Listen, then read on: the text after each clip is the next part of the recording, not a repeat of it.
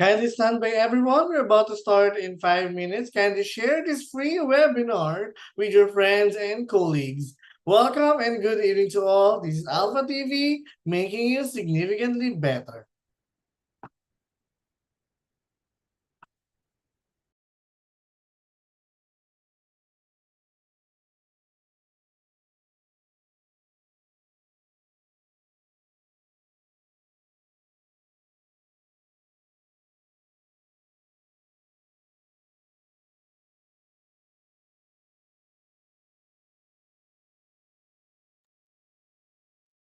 Hi everyone, we just want to inform you that we are now live streaming on YouTube. Again, kindly share this live with your friends.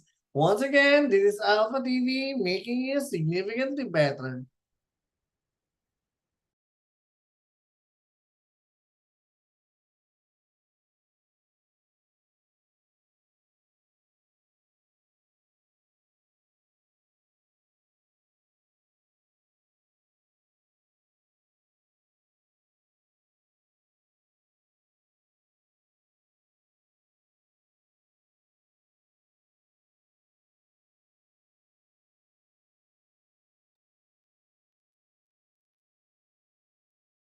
Good evening, everyone! Kung Hei Fa Choi.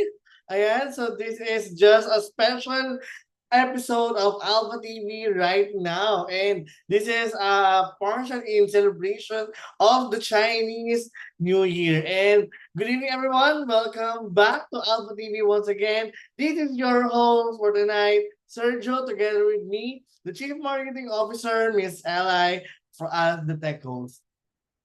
So be ready right now and grab your snacks and drinks and find a perfect place in your comfortable home and become significantly better through sustainable and accessible lifelong learning together. My name again is Sergio, and I will be your host for the Alpha TV episode. Tonight's event is made possible with the help of our very supportive and generous partners. We have IXL, CIE Review Center. So get an additional 500 pesos off if you are a graduate of any Alpha Premium program. So malapit na ang CIE Review sa mga gustong mag-take. Ayan. So this is your chance. Next, we have Startup Podcast PH, our partner for podcast episodes. And next, we have Tuos. Tuos is the first Filipino cloud-based analytics platform. Get your free 90-day trial offer. So just visit their website, alphatuos.com.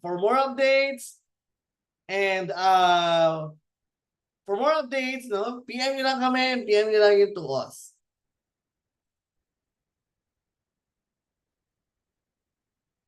And now I guess we need to start very early for our Alpha TV episode, no? So would like to introduce our speaker for tonight.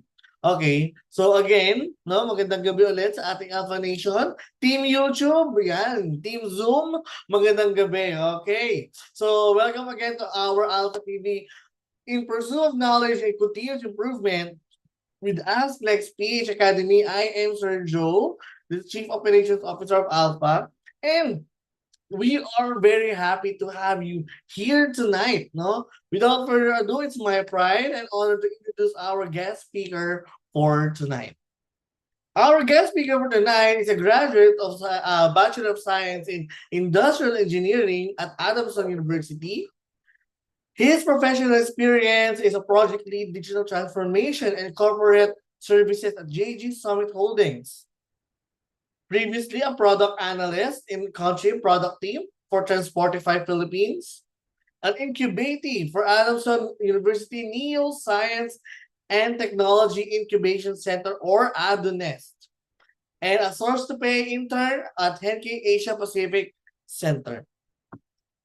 For his leadership career, he served as a president of PIIEORSP Adamson University chapter during his collegiate time and served as an Assistant Vice President for Documentation at PII or SB Adamson University chapter.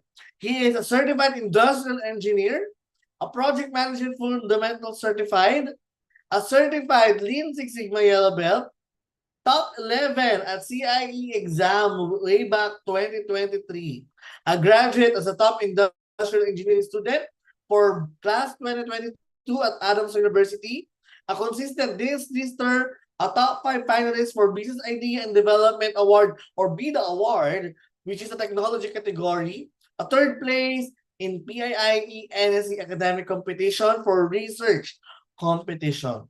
Everyone, help me welcome our guest speaker for tonight, none other than Engineer Abdullah Jr. M. Gallo. For Alpha TV, Project Management 101, a Young Professionals Guide. Magandang gabi po, Engineer Gallo. What a great credentials you have. Hello, good evening. Thank you for having me. It's nice to be here. Hello. Okay, Sir Gallo, di ko na kakainin ng oras mo. The floor is now yours. You may now share your talk. Let me share my screen lang.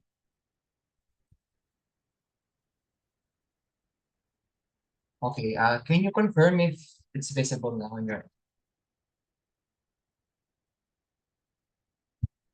Okay, thank you for the confirmation.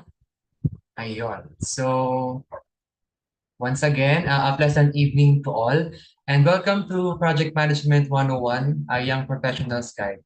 I am Engineer Abdullah Gallo Jr., and I'll be your speaker for tonight's webinar. Before anything else, siguro I'd like to know from our audience na lang, how are you feeling tonight?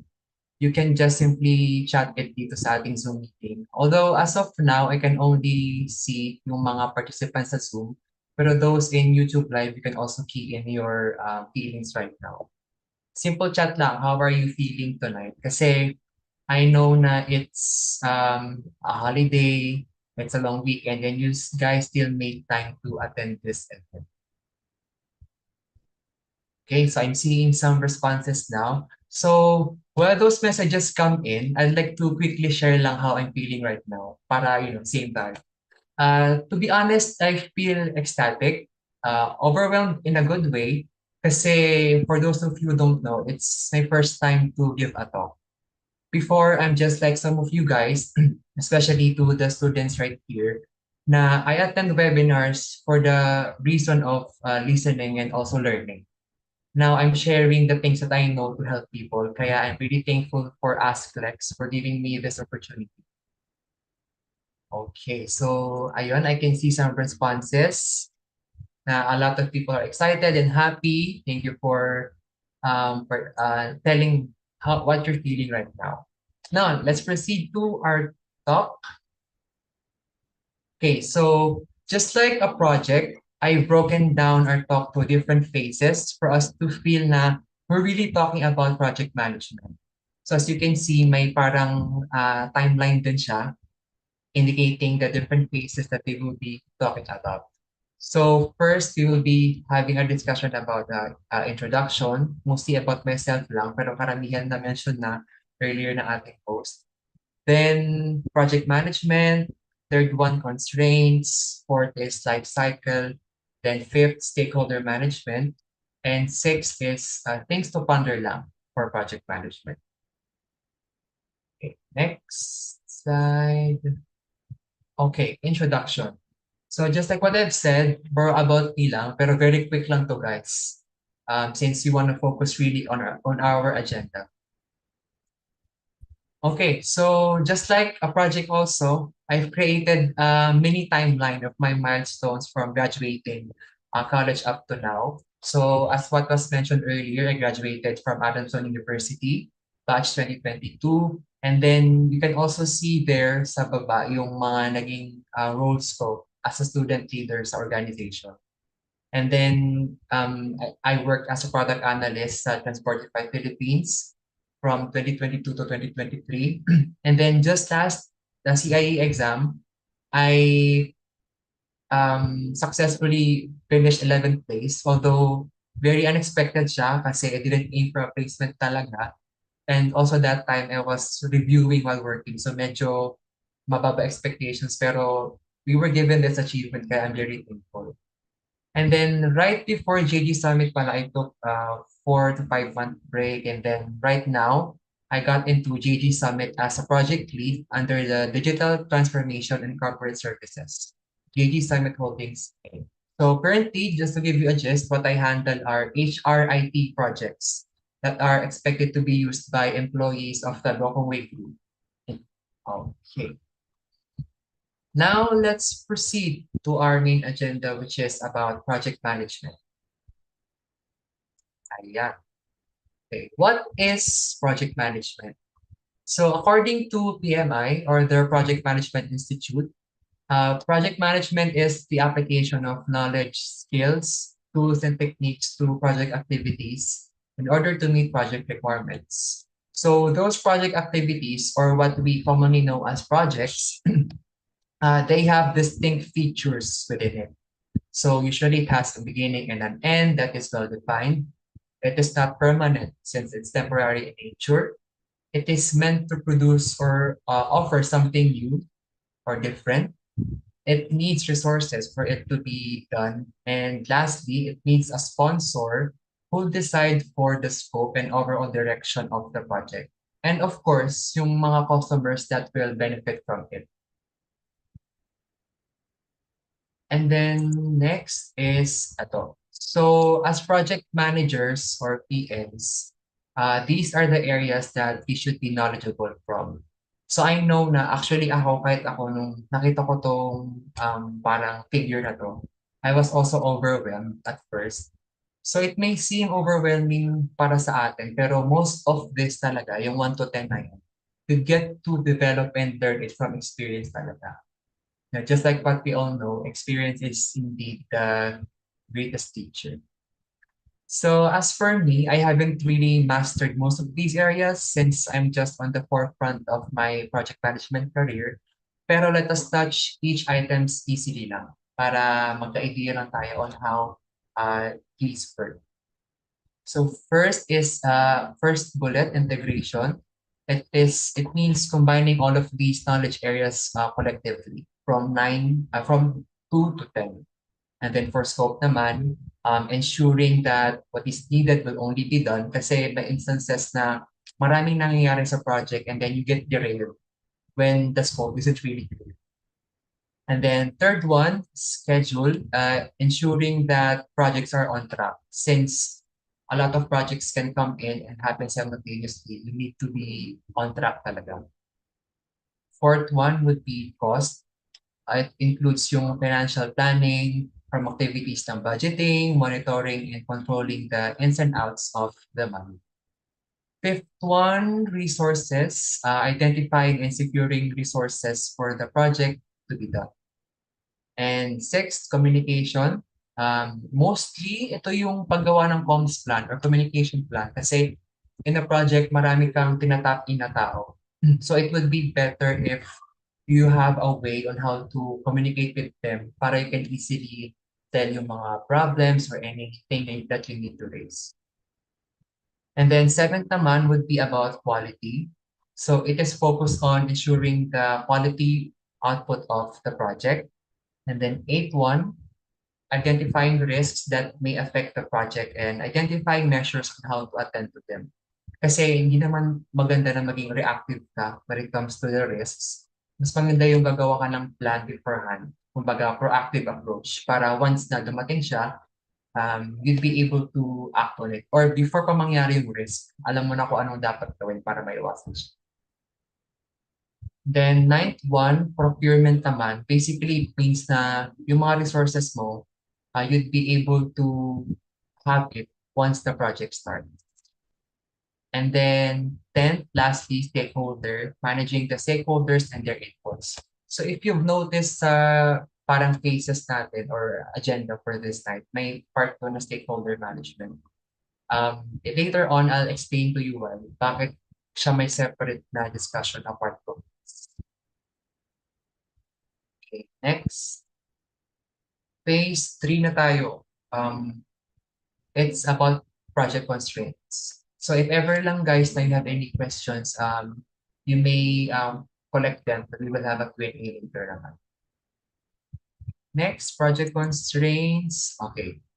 So, constraints are inevitable in every project. Hindi talaga siya may iwasan. For these three constraints or the triple constraints of project management, a project manager should be able to find the balance between them to ensure that the project goes as planned. For example, parang if you plan to create a process improvement project for the HR department na isang company, first yung sa scope, the project is trying to automate the requesting of certificate of employment documents kunwari. Yun yung gusto mong ma-accomplish sa project, yun yung scope. And second one, yung time, the project, let's say the project is estimated to take at least 2 months due to the development and testing. So, yun yung time natin. And then third one, for the cost naman, the project is expected to cost, let's say, 50,000 pesos since we're going to be having subscriptions sa isang specific platform for us to carry out the automation process. So, as a project manager, you should be able to find a balance between these three kasi important na even out sila at hindi nag-overlap with each other. Tapos yung other constraints naman sa baba, we have yung quality, risk, and resources. It also appears on the project. Pero yung first three talaga yung parang natin mabigyan ng focus. Next slide. Phase 4. See, we're moving fast into our discussion kasi we would like to focus on this part talaga sa project life cycle. Sa project life cycle, parang ito yung foundation ng project management. So you'll see on the next slide. Ayan. This is the foundation of a project. We have 5 phases, beginning from initiation, then we have planning, executing, monitoring, and controlling. And then yung ending natin is yung closing. So just a disclaimer or note to everyone who's watching right now that it may differ from industries, but what I'm showing you right now is the general way on how a project is expected to be done. So start talaga siya ng initiating, then ending to closing. Pero in other, let's say, companies or industries, there are instances na may other steps pa sila na ginagawa in between.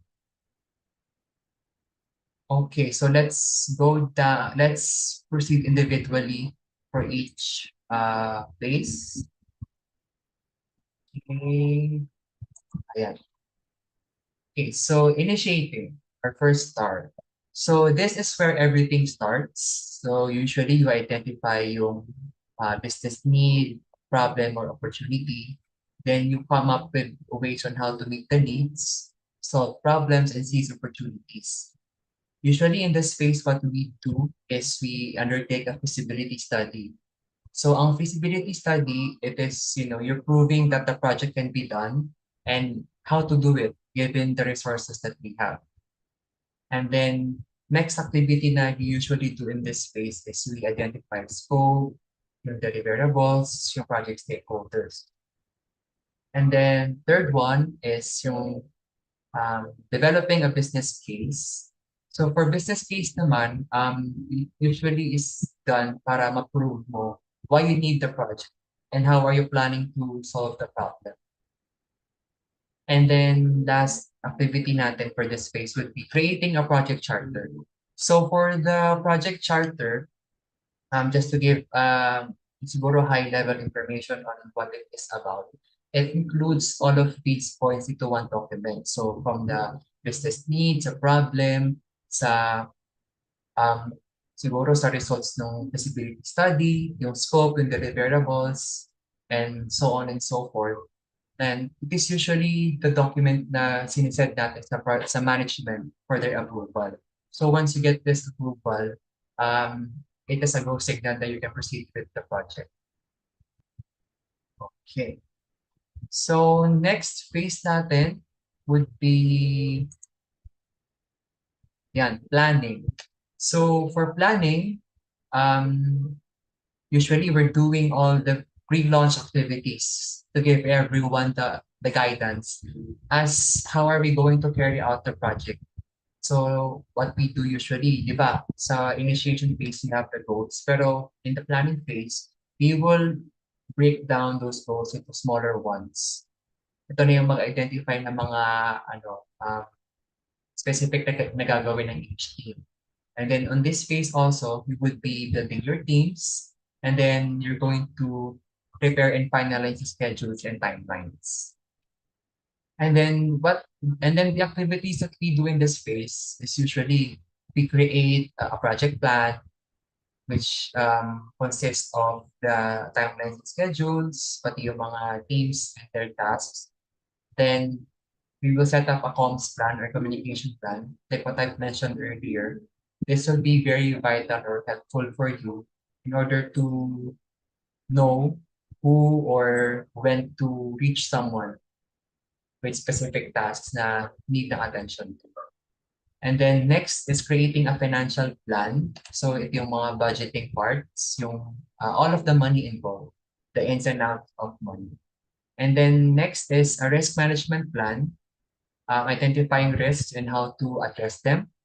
Then lastly, yung pag-gather ng resources and also most importantly, yung project kickoff.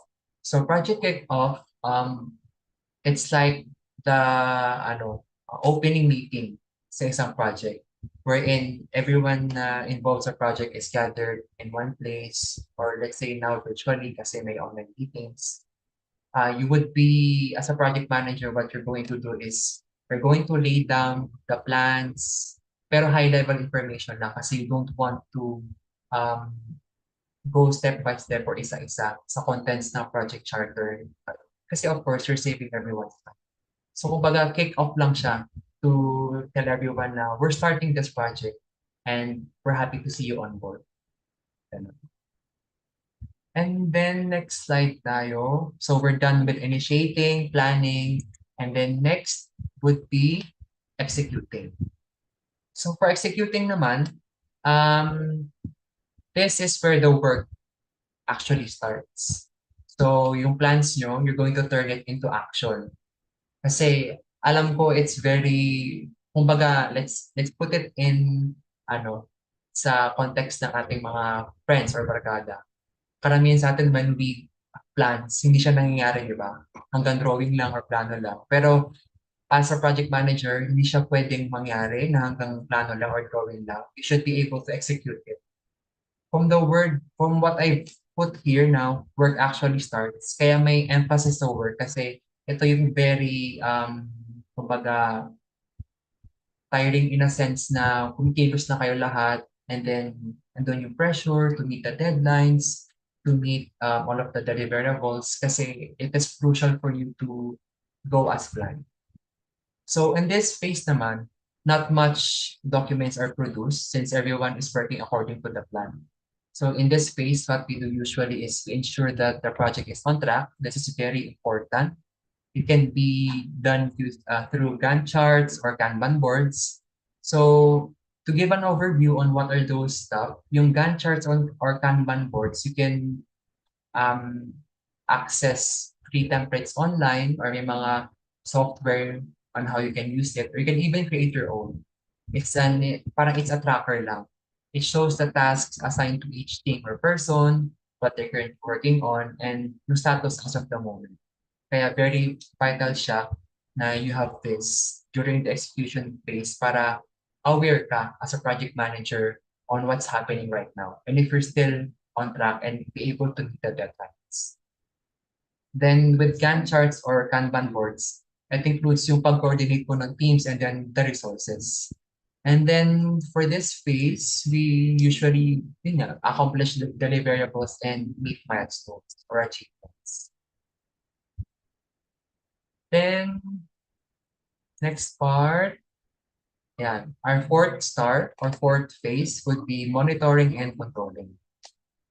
Monitoring usually runs alongside execution or after it's done, since we have to see if the whole execution phase is working according to plan. On controlling side naman, it is the acting part on the possible changes to be carried out. So in this phase ng monitoring and controlling combined, you assess the overall performance and progress of the project, you monitor the quality of work, you control any changes to be done, and compare the plan to the actual. Siguro you're thinking na bakit may changes? I've mentioned earlier, everything should go according to plan. In a perfect world, everything goes to plan talaga in a project. Pero when you experience it in reality, on when handling projects, there will be instances talaga na you have to tweak some parts of the plan, you have to do adjustments, some changes, kasi may mga unexpected na things na nangyayari. That's beyond your control. And don't feel bad as a project manager na you have to do those, kasi it's really part of the process. And then, as a project manager, you'll be really tested on how you're going to react to those changes. And para ma-meet mo pa rin yung deadline. And then activities done in this phase, usually we, as I've mentioned, identify areas in which changes to the plan are required. So change requests naman, ito yung basically kung may need baguhin. Kasi as a project manager, when you insist to do a change or initiate to do a change, it needs to go approval pa ng stakeholders and also the project sponsor. Kasi they need to be informed for the changes kasi it affects them for the whole track of the project. And then create project status reports. This one naman, you need to inform specifically stakeholders and also yung project team kung ano na yung, let's say, nangyari, ano na yung mga developments or milestones na na-achieve natin. And also, yung mga changes na nagawa kasi everyone needs to be informed. And then lastly, issue logs. The issue logs, parang I just put it in that term, pero what it means is it would be better as a project manager if you can track yung mga issues na experience mo while doing the project anyway. Para you can use it later for a discussion on what went wrong, what went right, and also to be better sa next project yun na maiwasan nyo na yung mangyaring issues. Then next natin, we're down to the last phase of our project life cycle, which is the closing. So for the closing part, this is where you see the bearings of all the hard work. Usually, ito na yung time na parang nafe-feel mo na yung pagka very overjoyed kasi, you're finally closing a project and everything's coming to place. Usually, you see the completion of all the work, and then for the final deliverables, you see na it's coming into action. Nakikita mo na yung end result, kumbaga. In this phase, you need to have formal closure of the project, and you also have this way of determining the success of the project. So what I've mentioned nga last time, yung what did and did not work. Kasi pag closing phase, parang usually ang mindset is close na, tapos na. Pero ang work ng project manager, hindi pa siya natatapos doon. You need to close the closing phase pa. To do that, you're going to conduct a project closing meeting. You will release the project team and resources since they've done their task now and they need to work on other things or projects. And then third bullet, you will evaluate yung project and team performance. This is very important kasi you will assess on how everything went, or if what areas went good, what areas went bad, what areas went that needs improvement. And then you need to do that through documentation para you have a basis on your next projects. And then last bullet would be conducting post-implementation reviews. This key area naman, parang it's helpful for you in a sense na you would see how the customers are responding to your projects. Did it really meet yung goal na, let's say, reduce or improve the process, napagaan ba yung buhay ng customers? It's very vital for you to do this.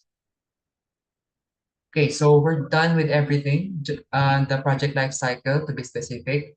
So we started with initiating, planning, executing, monitoring and controlling, and then closing. So keep those in mind, guys. Very important siya na basic foundations of a project management.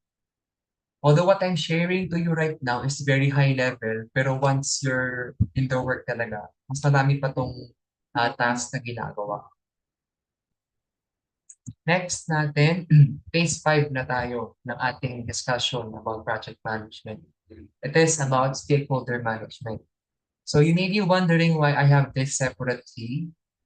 Kasi parang when I was doing this presentation, parang I pondered na isa to sa mga areas na need talaga focus, especially for young professionals. Because I believe that as young starters like me, this is what this is one thing that we usually struggle to get done.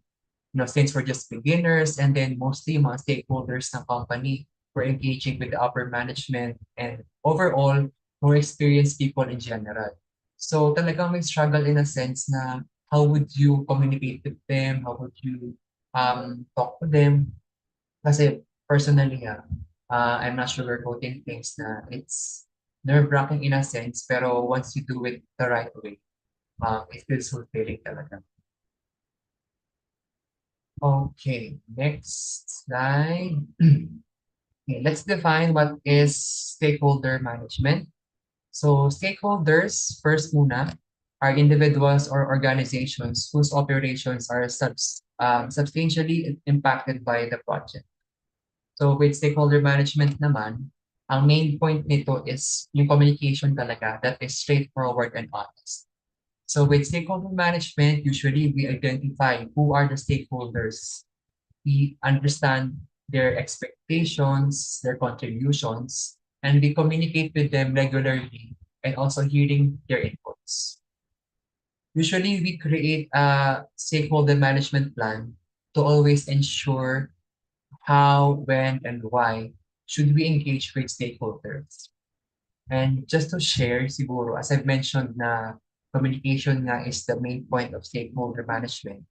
Kasi according to PMI, which is the Project Management Institute, among the organizations considered to be highly effective communicators, 80% of projects meet original goals. So that's a big win already. 71% deliver projects on time, and 76% within budget. So with proper communication and stakeholder management, it would really give a positive effect on the completion of a project. Okay, next slide naman natin is about the importance of stakeholder management. Bakit nga ba siya important? Because with proper stakeholder management, you can first have better decision making. Next, you can foster clear communication. Third, you can understand long-term objectives so they can see how they are contributing, making an impact. And lastly, you can gain support for direction. And how to deal with stakeholders naman. First, you identify and watch them closely. You listen to their inputs. You meet them regularly, and if possible, individually. Kasi with stakeholders, they're from different, let's say, business departments, and then you want to get to know them more para mas malaman mo or maintindihan mo what's their contribution and also how are they being affected by the project. And lastly, you determine their motivation. Why are they part of the project? Why are they stakeholders of the project? So as I've given already parang an overview of what a stakeholder is. Pero for the next slides, ayan, you'll see a sample of stakeholder categories. So a great start of stakeholder management is being able to identify stakeholders. First is, it is a key to know how will you be creating the stakeholder management plan in communicating with them. So in general talaga, when we identify stakeholders, we have internal but external lang. But in figure 2, it shows a more detailed way of labeling stakeholders. So another note na in every project, stakeholders may be categorized differently.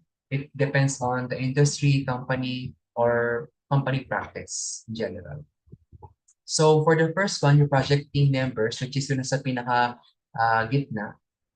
Project team members, examples you can see below. Usually they are dedicated to the project and any functions, disciplines, or experts supporting the project.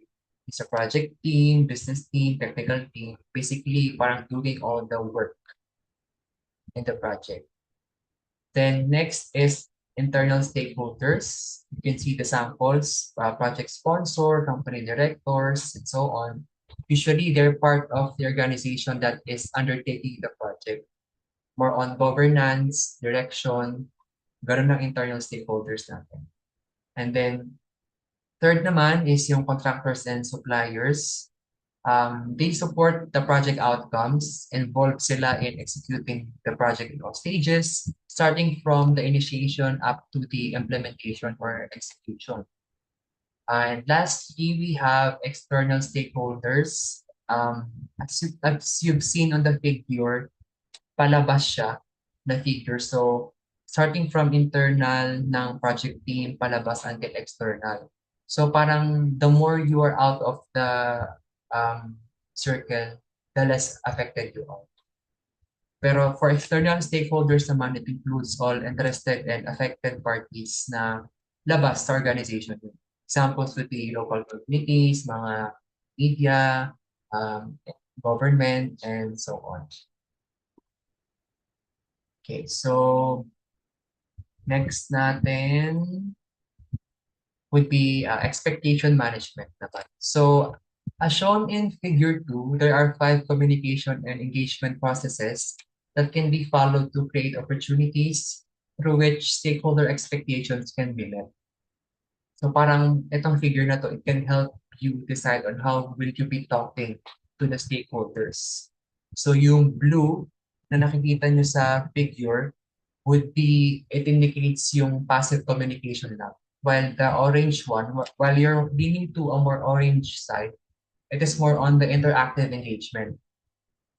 So let's go down, let's run through each communication process. So first one, inform.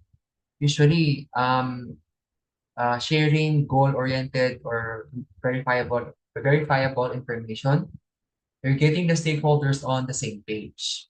Passive lang siya kasi you'd be discussing what their project is all about. Parang nag-inform ka lang talaga. How will it be executed? How will the stakeholders be impacted? Usually you're discussing yung business objectives, yung vision ng project, yung objectives niya, tapos mga constraints, and more on. Then, for a second process is persuade. You're providing sound reasons or yung justifiable reason for someone to align with the project objectives.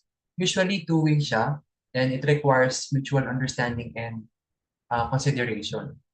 Itong persuasion naman, it's very crucial to stakeholder management kasi dapat siya ma-implement continuously throughout the project life cycle.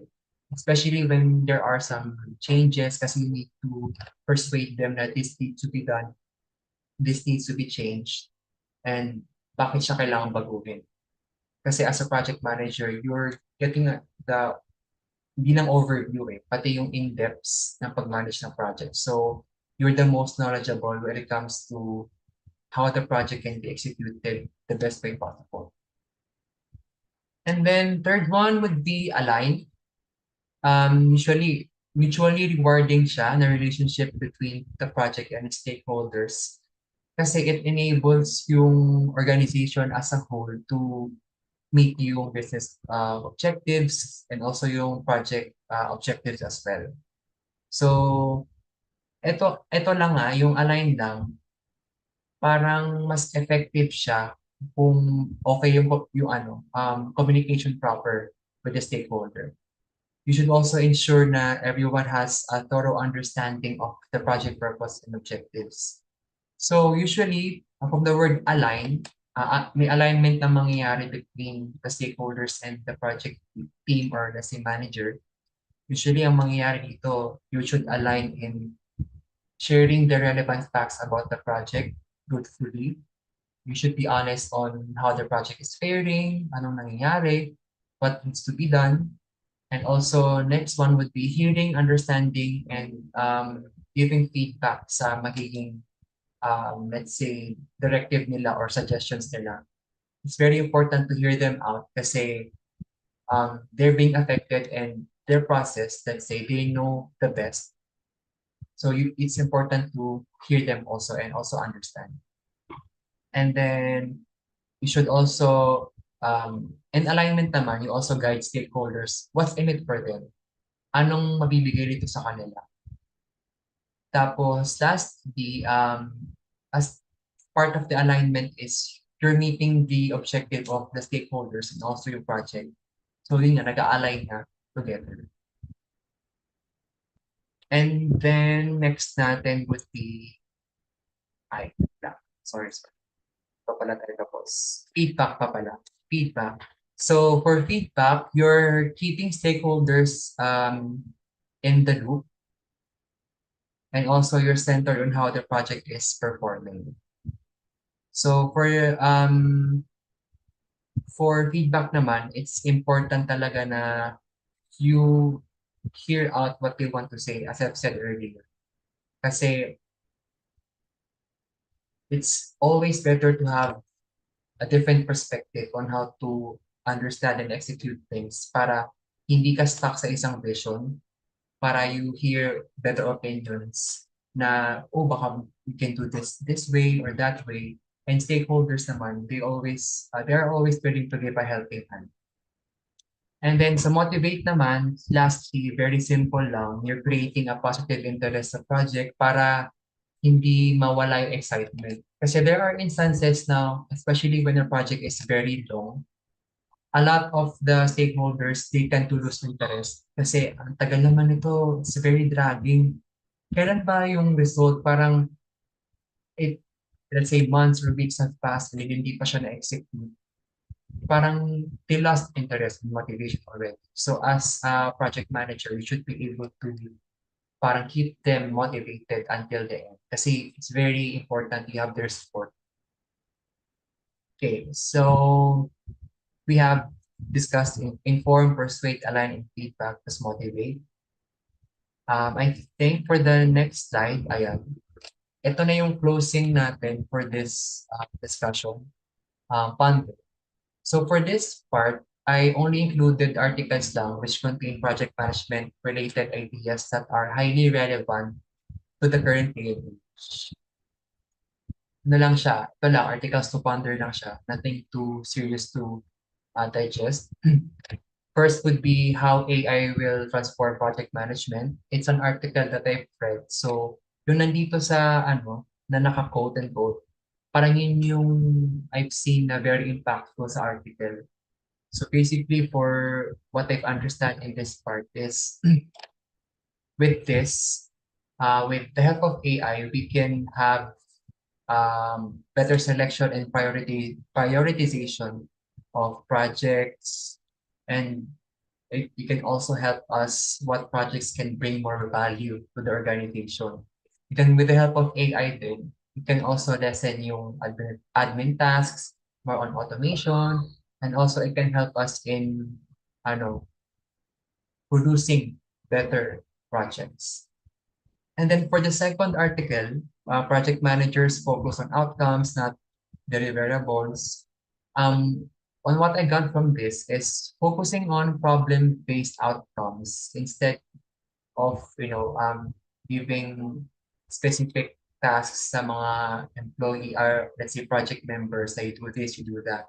Pag nakafocus ka dun sa outcome na you're solving the problem, it helps your team efforts be aligned dun sa kailangan talaga ng audience niya.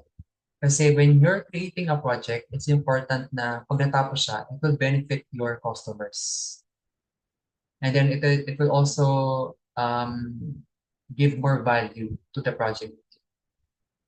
And then for the third one, decisions, the art of effective decision making in project management. It basically talks about striking a balance between ambition and practicality. although we want to aim big in producing projects, we must also be realistic kung ano talaga yung kaya natin. And of course, let's say, although we're not hoping naman na when a project is no longer parang feasible, like midway, you should be able to know na when to stop. Kasi minsan may mga projects talaga na poorly planned, and then when you execute it, you're having a difficulty in continuing. As project manager, you should be able to know na, oh, it's time to stop this project. Kasi if you continue, and then wala talagang nangyari in the long run, you just wasted resources, money, time, and effort of everyone. Kaya decision making talaga is very difficult aspect of being project manager. I think, yeah, I think that's the end of the talk na. You know what, guys, I'm really thankful for your active listening, and I hope you learned a lot. Yun lang. Thank you, guys. Alright, mic check, okay. Ayan, so maraming salamat po, Sir Gallo, for the very fruitful talk about project management, no? Essentially, yung mga nag-i-start pa lang ng kanilang career, no? Salamat po for those insight, and especially so yung mga decision making, yung opportunity, no, for being a good project manager. So now, sir, while waiting for some questions, okay, ayan, okay, so sir, meron bang maling decision sa project management? Again, sorry, medyo nagka-cut siya sa akin. I don't know if it's Ayan my sir, internet. ayan sir, question, ano, may maling decision ba sa project management? Um, Based on my experience, I think siguro it differs from your experience talaga. It's a key factor. When decisions are being made, of course, as young professionals, hindi maiwasan talaga yung parang wrong decision making. Pero once you get the hang of it, more experience talaga, you'll be able to create better decisions. Kaya I've also mentioned din na it's important to have yung mga stakeholders and everyone, kasi getting more inputs would help you in um, giving more better decision.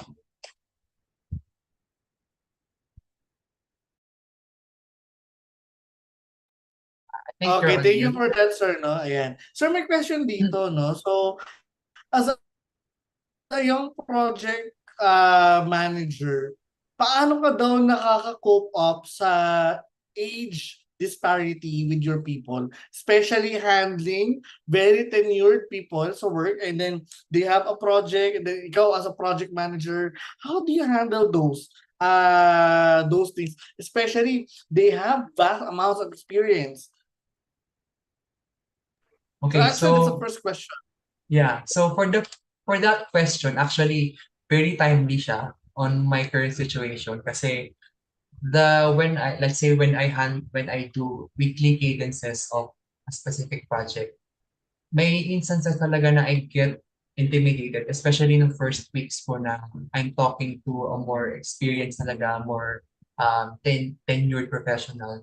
Siguro one key factor that a young professional should take in mind is andun yung in the Philippine context, andun yung respect on how to communicate with them.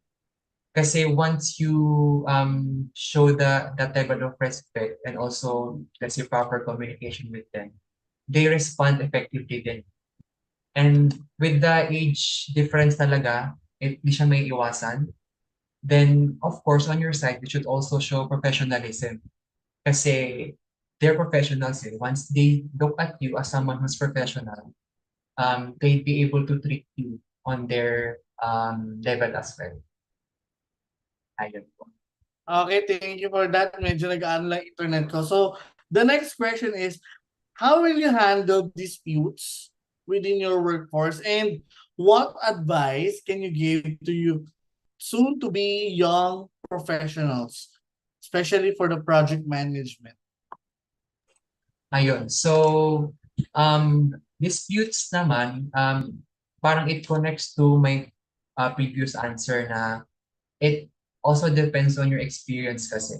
For let's say the more well-tenured or well-experienced professionals, they have more experience on how to deal with disputes. Pero I'll give context to the side of a young project manager. In this case, it would be helpful for you to um, have an effective communication plan and also have parang your what do you call this? Parang mentor, kumbaga, seek help from your mentor on how you would be able to handle disputes if you're still starting out. Kasi you get fresh idea. Hindi naman fresh, you get experienced ideas from them on how you can handle different things. Ayun. And then, advice would you give to us soon young to be young professional for us to become good leaders? Sa third one, for the advice, efficient project manager, wait, let me think for a while. Siguro, first thing that you could do is you you need to understand yung basics talaga ng ano, let's say project management. Kasi although it is expected naman na when you enter the workforce, iba yung learnings mo from the university, pagpasok mo sa workforce or working industry. Pero when you have the basics on how to carry out a project, di ka mahihirapan or mangangapa on how you would navigate throughout your career. And then for being a good leader naman, one advice would be always be open to different opinions and perspectives. Kasi may instances na I've read online na some problems of project managers is since you're managing the project and then you're all aware of the things going in, minsan parang you're thinking na alam mo lahat, pero that should not be the case. You should always be more open to suggestions, to different perspectives and viewpoints kasi it can help you to give more decision or it will give you to carry out better decision. Ayun. Okay, I think that's very elaborative and detailed. Thank you for that, Sir Galo. And now I guess we're done with Q&A kasi isa nasagot din kasi actually sige, pala ano to, last question, no. Sir Galo, how do you deal with projects that are declined or hindi nag-push through? Okay, so actually, since my experience kasi with the projects as of now, I haven't really yung created yung proposals like I would like to have this project be done para more on sa ano pa lang ako, pag monitor, pag manage, gano'n. Siguro on pero what I've heard from my seniors sa company, like share siya experience siya before with regards to rejection ng proposals. It would be best for you to improve it in a way na you ask for constructive feedback. Let's say what you like sa proposal, what would have been improved, and then that you can reconstruct the things that need to be polished, and then try again. Malay mo, you get to have it approved.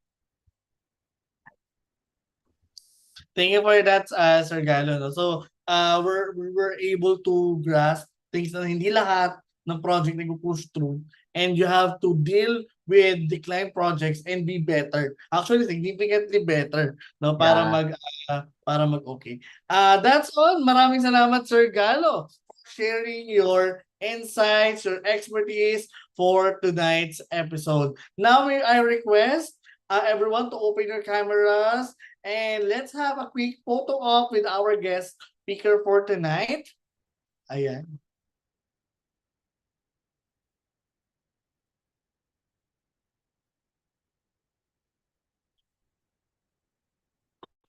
Okay, so tech team, and kindly have our photo op.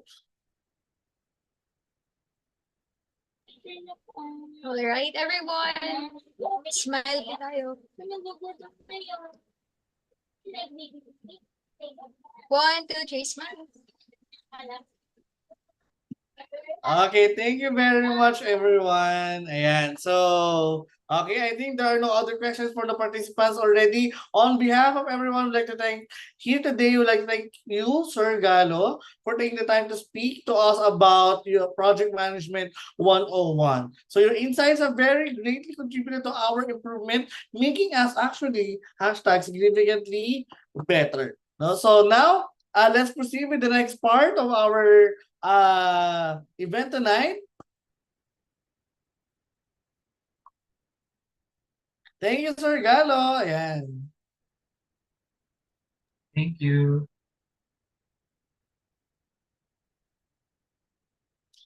So now I would like to thank our sponsors for tonight and ang mga partners natin for tonight. So stay tuned, meron pa tayong attendance. So thank you for our partners for tonight, IXL, the CIE Review Center. And we have Tools, the first Filipino cloud-based analytics software.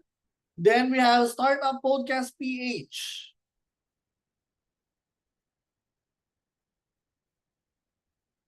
And don't forget, ayan, Kung Hei Fat Choy. Yan, to our viewers tonight, especially those who are Chinese and half Chinese, with blood of Chinese, etc. No? So let's give them a round of applause. And so thank you very much. And maraming contribution actually in Chinese community sa industrial engineering. Yan. Next. Okay, next, follow us on our social media. Yeah, we have Facebook, Ask Next Page Academy, Instagram, link X, and YouTube, no? So, for more videos, yan, stay tuned, no? Stay tuned sa aming social media. Madami pa kaming pasabog for 2024. Kaya abangan nyo, no? Abangan nyo. Ayan. What else? What else? We have online courses. Ayan.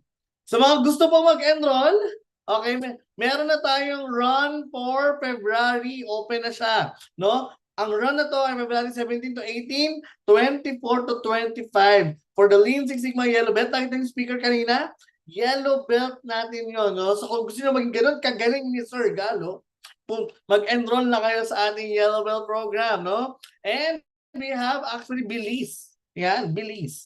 You just need a 25% down payment after 12 months, very low interest rate for installment. Then we have a Lean Six Sigma Green Belt. Okay, the Green Belt, one belt higher from our yellow belt, that will be on February 3, 4, 10. It's ongoing, but I don't know kung pwede pa magpahabol. Ayan, hanggang March 2 to 3. So that's 20,000 pesos. Meron tayong 4 plus 1 promo, no? Kapag apat kayo nag-enroll at meron kayong tropang isa, libre na yon, no? Libre na yon. Okay? So, ayan. Next po, then we have the black belt run for this quarter. And we have the Alpha Certified Kaizen Professional. Alam mo guys, yung project management at Kaizen, magandang magka-partner yan. Okay? So, our run will be on February 24 and 25 at 5,000 pesos. Grabe, 50% discount. No, bibigay na namin sa inyo ngayon. That will be from 8 to 12, from February 24 to 25. Next, please. And lastly, we have another program. Ito, Certified Data Analyst, ongoing na to. Pero kung gusto mo humabol, no? Yeah, that's Saturday, Sunday, 8 to 12. Okay, PM mo lang kami. You just ask Lex, no? Kung gusto mo ba humabol dito. Grabe, this is 90% discounted rate for participants right now. This is priced at 9,500, wherein we will learn machine learning, supervised machine learning, unsupervised machine learning, data statistics, visualization, name it. No? Name it, naka-bundle promo tayo simula data management hanggang analytics, no? So, if you want to deal with data science or data science professional courses and careers, you may start here. Next, we have ayan, the black belt, no? Ang ating prestigious black belt. So that will be on March 2 to 3, priced at 150,000 pesos, discounted rate, 75,000 only, no? So kung gusto niyo magpa-sponsor sa company niyo, you just send us a PM or a message and we will send a proposal to your company, no? Para mabigyan kayo ng sponsorship ng company niyo. Commonly kasi, company sent to, no? But if you want, yan, meron din tayong bilis for installment, no? So this will be from March 2 hanggang April 14. Yan. So next, and marami tayong free courses. Kapag bored ka, you have to invest on yourself. Kahit 1 hour a day lang, matatapos mo lahat ng courses from A to Z. We have accounting, we have Agile Scrum, ayan, no? Then we have Intro to Design Sprint, assessment, exams, no? So, personal branding, name it, from innovation, sustainability, abilities, and analytics, and continuous improvement. Lahat meron na tayong program. Okay, so next.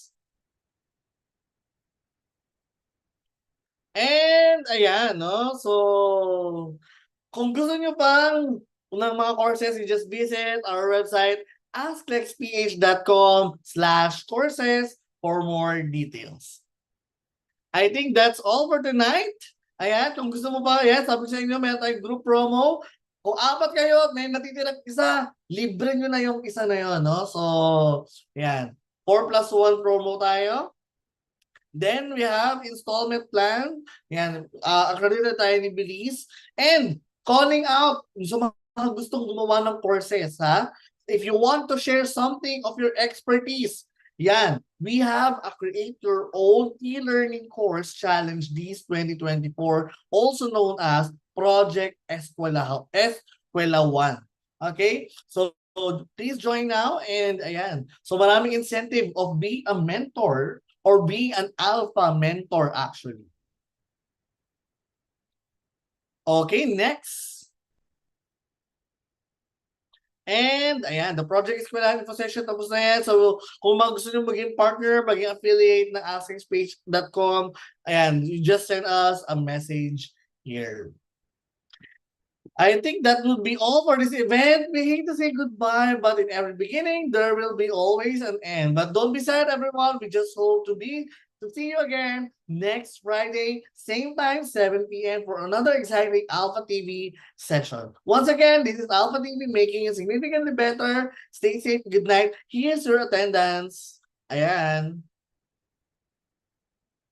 White belt, you just add to cart lang po sa ating LMS. Libre po yun, ang ating white belt. Okay, scan the QR code. And this is your attendance. That's all, everyone. Goodbye. Enjoy the rest of the evening. Happy Chinese New Year, everyone. See you next week. Bye. Bye, everyone. Thank you so much.